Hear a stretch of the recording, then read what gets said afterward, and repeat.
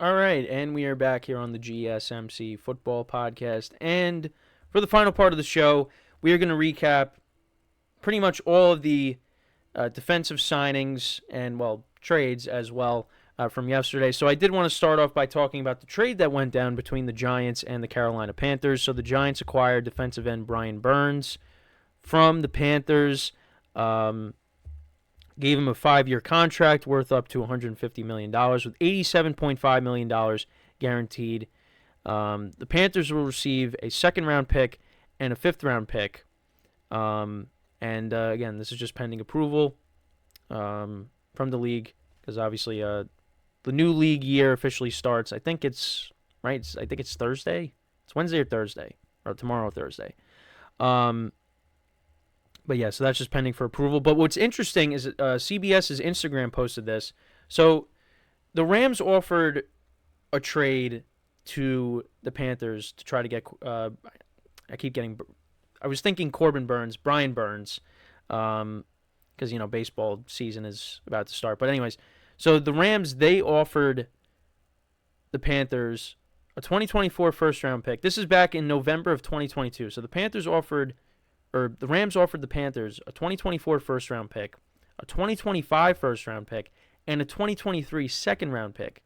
And the Panthers declined the offer. Now the Giants, they offered the Panthers a 2024 second round pick, which is the 39th overall pick in the draft, and a 2025 fifth round pick, and the Giants ended up getting Burns out of that. So yeah, the Panthers kind of hurt themselves there. Maybe should have dealt Brian Burns, when the Rams came calling, but that's fine. I'll take it. The Giants are looking to, of course, bolster their pass rush. They pair him with Kayvon Thibodeau, which I think is going to be great. And you also got Dexter Lawrence up the middle as well. So the Giants are really building a nice defensive line there. The Giants' defensive line only had 34 sacks in 2023. Burns is turning 20. He's 25 years old. He's turning 26 in April. He led the Panthers in sacks for the second consecutive year, recording 8 sacks along with 18 quarterback hits and 16 tackles for loss. The Panthers kind of hesitated to trade him, but ultimately that ended up happening. First-round pick in 2019, 46 sacks, 95 quarterback hits, and 59 tackles for loss in 80 career games, demonstrating consistency and durability throughout his career. Listen, again, Giant fans were upset, losing Saquon Barkley. But, listen, the Giants could be building something on that defensive side.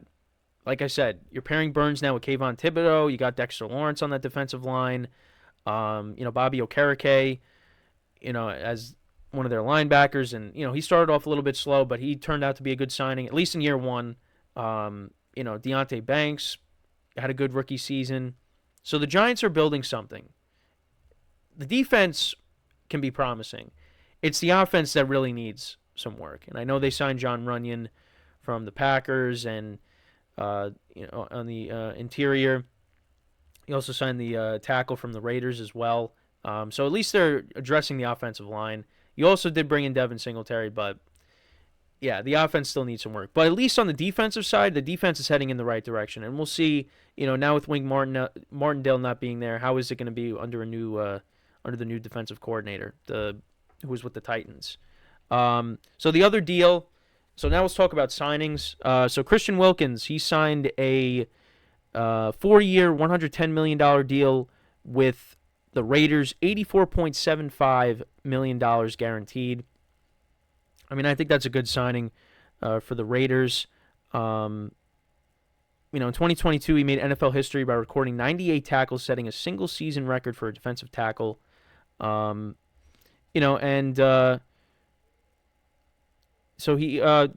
despite his stellar performance against the run, Wilkins faced criticism for his lack of success as a pass rusher, registering only 11.5 sacks in his career up to that point. I guess this is, because this talks about 2019, I guess, but Wilkins addressed the critique in 2023 by recording a career-high 9 sacks, ranking 4th in the league among defensive tackles and showcasing his versatility as a disruptive force on the defensive line. So, yeah, now you pair him with Max Crosby, and the Raiders are building a nice defensive line themselves. So that was I thought that was a good signing for the Raiders. Like I said, I like the direction they're going in. Again, got to figure out the quarterback situation, but again, I like the direction that they're heading in. So the Packers, like I said, they signed a former Giants safety, now Xavier McKinney, to a 40-year, $68 million contract. Safety was something that the Packers needed to address, and they went out and did that. He actually had the highest coverage grade, 91.2 among all safeties in the NFL in 2023, according to Pro Football Focus.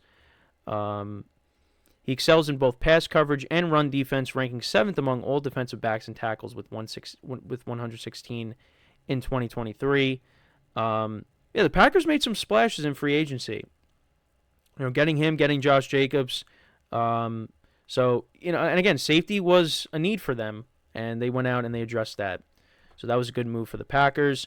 The 49ers, they went out and they signed pass rusher Leonard Floyd to a 2-year, $20 million contract. And this actually comes off of another move that they made that I thought was a little bit surprising. They actually ended up releasing Eric Armstead. So they bring in Leonard Floyd.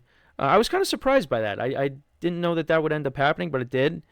But yeah, his cap hit was set to jump to $28.4 million if he was kept on the roster. So again, that was just a cap casualty. But Armstead's a good player, so it'll be interesting to see where he ends up. But yeah, the 49ers, they bring in Leonard Floyd. He had a standout season in 2023, recording 10.5 sacks, tying his career high. So, and obviously you're bringing him in to pair with Nick Bosa. So that was a good move for him for the 49ers. So we'll see. And then the Buffalo Bills, they actually did re-sign AJ Epinenza on a 2-year contract. Was solid in 2023. 6.5 sacks, 5 batted passes, 2 interceptions. So that was big for the Bills to at least get him back. So we'll move on now. We'll talk about now. So the Eagles now, listen, defense was a problem for them last year. And, now you had Fletcher Cox retiring. They did re-sign Brandon Graham to a 1-year deal, but they bring in Bryce Huff, defensive end from the Jets, 3-year, $51.1 million deal. Coming off of a solid year with the Jets. In 2023, recorded a career-high 10 sacks and an impressive 68 quarterback pressures in just 312 pass rushes, resulting in a league-leading 21.8% pressure percentage. He's only 26. He's going to be 26 in April. Still very young, but yeah, the Eagles' defense is something they needed to address, and they went out and did that. So that was a good signing for them. And then the Vikings, they brought in a pair of defenders. So they signed Jonathan Greenard, who was with the Texans. They signed him to a 4-year deal, $76 million. Former third-round pick out of Florida in the 2020 draft. He spent the first 4 years of his career with the Texans. And yeah, he finished with 12.5 sacks on the season. Also 53 quarterback pressures. So they added him. And they also added Andrew Van Ginkel from the Dolphins as well to a 2-year, $20 million contract with $14 million guaranteed. In 5 seasons with the Dolphins, 250 tackles, 17 sacks, 57 quarterback hits, 2 interceptions. He is ranked 43rd on the Pro Football Talks list of top 100 free agents. So yeah, a couple of defensive signings there. The Vikings, defense, that's been a problem the last couple of years. At least in 2023, showed improvement with Brian Flores taking over. But now you add Greenard and Van Ginkel to that defense, and they were both coming off of a good 2023 season. So those were good signings as well. So, I mean, the Vikings, you look at their roster, what are they really missing right now? Again, we'll see what they do in the draft, but I know they bring in Sam Darnold, but Sam Darnold I don't think is the long-term answer, unless he really, balls out. And again, how is that going to impact Justin Jefferson now with Kirk Cousins leaving? So we'll keep an eye on that. But yeah, I know that was a lot of information that I went through, but yeah, a lot of things happen just in day one. So we'll keep an eye on what ends up happening in day 2. Again, I think one of the big things that still hasn't happened yet is where's Justin Fields ultimately going to end up. I mean, again, there's that scenario where the Bears keep that number 1 pick and they keep Justin Fields. But they're going to have to do something. But I don't know where's Fields going to end up, because the quarterback spots are all filled. So we'll see. That's something to definitely keep an eye on. But yeah, that was another team that I liked, what they did, the Vikings. Bringing in Aaron Jones as well. I like what they did. Oh, but unfortunately, yeah, you ended up losing Kirk Cousins. So, and, Sam Darnold, I mean, again, if you got, TJ Hawkinson's also coming back off of I think a torn ACL. So, hopefully he bounces back. Justin Jefferson, hopefully, he doesn't request a trade. You still got Jordan Addison there. You bring in Aaron Jones. So, yeah, I like what the Vikings have been able to do so far. Except again, losing Kirk Cousins is kind of unfortunate. But we'll see. Maybe Sam Darnold ends up being the starter. But yeah, I liked what the Vikings did on defense. The Packers, what they were able to do.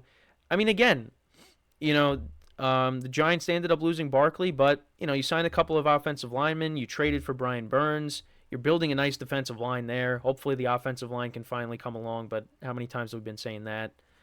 The Eagles bringing in Barkley and getting a Bryce Huff, making New York sports fans depressed, signing a really good defensive player, and the Giants' best offensive player.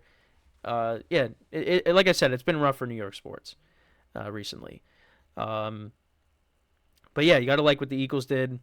Again, we'll see now. I mean, listen, the Eagles' offensive line is still solid, but losing Jason Kelce is big. Barkley's going to do well with the Eagles if he stays healthy, because, I mean, this is going to be the best offensive line that he's going to be running behind. The Falcons, again, Kirk Cousins, that's big. And the big thing for them is they just got to hope he's healthy. Because if he's healthy, he's going to put up good numbers, and this team is going to be in the thick of it in the NFC South. And where they rank among the teams in the NFC, I mean, again, the conference isn't loaded like it has been in years past. So, if Kirk Cousins ends up being solid, and if he ends up being healthy and playing how he was playing before he got hurt, the Falcons could definitely be, a